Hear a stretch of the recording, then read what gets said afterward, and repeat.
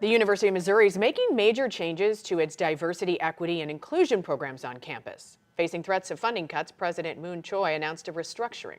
Vice-Chancellor Maurice Gipson will depart to take a job at an HBCU in Arkansas, and his department will be disbanded. Our political editor, Mark Maxwell, is here with more details after pressing the president to explain these changes. Mark. Yeah, Anna, Mike, it was actually last week during that GOP debate in our studios in the governor's race where Senator Bill Eigel broke that news on stage, at least the early outline of it. He said the University of Missouri was removing its DEI programs on its own. Not quite right.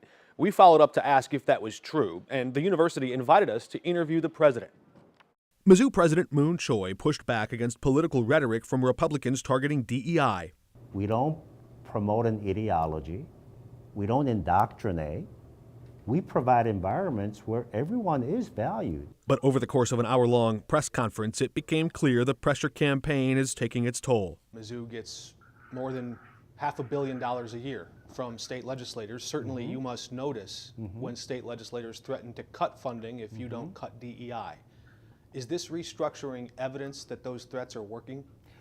We don't believe that there are threats, but we are seeing what is happening in other states. We've seen examples of universities having to eliminate their DEI divisions with mass layoffs in their DEI groups. Mun's office announced a restructuring that would disband the current DEI office and relocate those staff members under different departments across campus. We are very grateful for the support, the $500 million that we receive as a system. It's important that we do not become an institution that excludes in the name of inclusion. Are you playing politics here?